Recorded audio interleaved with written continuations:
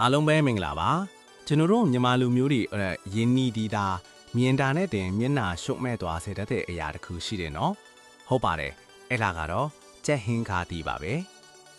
ဟင်းချက်လိုက်ရင်ခါတဲ့အရာသားကြောင့်တချို့ကရှောင်ကြပေမဲ့ဒီခါတဲ့အသီးလေးမှာကျမ်းမာရေးအတွက်ဘလောက်တောင်အကျိုးကျေးဇူးတွေပေးစွမ်းနိုင်လဲဆိုတာသင်သိပါသလားဒီနေ့တော့ကြက်ဟင်းကားရဲ့လျှို့ဝှက်စမ်းကြဲကျမ်းမာရေးအစွမ်းစားတွေကိုကျွန်တော်တို့ဖော်ထွက်ပြသွားမှာပါပထမဆုံးနဲ့အထင်ရှားဆုံးအကျိုးကျေးဇူးကတော့သွေးတွင်းတကြားတဲ့ထိန်းညှိပေးနိုင်ခြင်းပါပဲ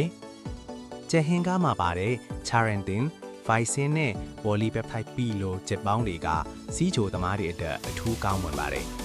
တဘာဝအတိုင်းအင်ဆူလင်လိုမျိုးအလုပ်လုပ်ပေးတာကြောင့်သွေးတွင်းတကြားတဲ့ကိုလျှော့ချပေးနိုင်ပါတယ်ခင်ဗျာနောက်တစ်ခုကတော့ antioxidant stat ကျွေဝခြင်းပါပဲခန္ဓာကိုယ်ထဲကအန်တီရရှိတဲ့ free radicals တွေကိုတိုက်ထုတ်ပြီးကင်ဆာလိုယောဂါဆိုးတွေမဖြစ်အောင်ကာကွယ်ပေးနိုင်ပါတယ်ဗီတာမင် C လည်းအများကြီးပါလို့ကိုယ်ခံစွမ်းအားကိုမြင့်တင်ပြီးယောဂါပိုးတွေကိုတိုက်ထုတ်ရမှာလည်းအထောက်အကူပြုပါတယ်ကိုယ်လေးချင်းရှို့ချခြင်းသူတွေအတွက်လည်းအကောင်းဆုံးပါပဲကယ်လိုရီနည်းပြီးအမြင့်တမ်းများလို့ဗိုက်ပြည့်စေပြီးအစာကြည်စနစ်ကိုကောင်းမွန်စေပါတယ်ဒါပြင်အသားရည်ကိုလည်းကြည်လင်ဝင်းပါစေပြီးဝက်ချံတွေကိုသက်သာစေလို့အလားပါအတွက်လည်းမေးမထားသင့်ဘူးနော်ဒီလောက်ကောင်းတဲ့ချက်ဟင်းကားမှာတတိထားတဲ့အချက်တွေလည်းရှိပါတယ်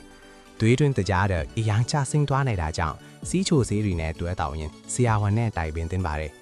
အလွန်ကျွမ်းစားသုံးတာမျိုးကိုလည်းရှောင်သင့်ပါတယ်နော်ကိုဝင်ဆောင်မိခင်တွေကလေးငယ်လေးတွေနဲ့တချို့အစည်းအဝါးတွေတောက်နေရသူတွေကတော့ချက်ဟင်းကားကိုမစားသုံးသင့်ပါဘူး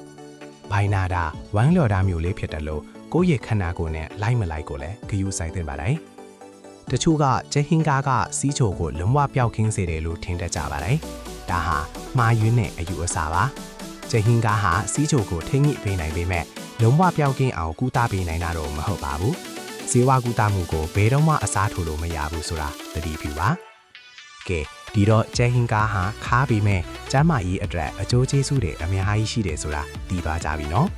အလွန်ကြွယ်မစားပဲစင်ကြင်ပြီးစားသုံးတတ်မယ်ဆိုရင်ကျမ်းမာရေးအတွက်အကောင်းဆုံးတဘာဝလက်ဆောင်တစ်ခုပါပဲဒီဗီဒီယိုလေးကိုကြိုက်နှစ်သက်တယ်ဆိုရင် like and share လုပ်ပေးဖို့တောင်းဆိုချင်ပါတယ်တခြားဘယ်လိုအစားအစာတွေရဲ့ကျမ်းမာရေးအကျိုးကျေးဇူးတွေကိုသိချင်လဲဆိုတာ comment မှာရေးပေးခဲ့ပါအောင်နော်နောက်ဗီဒီယိုတွေမှာပြန်တွေ့မယ်နော် bye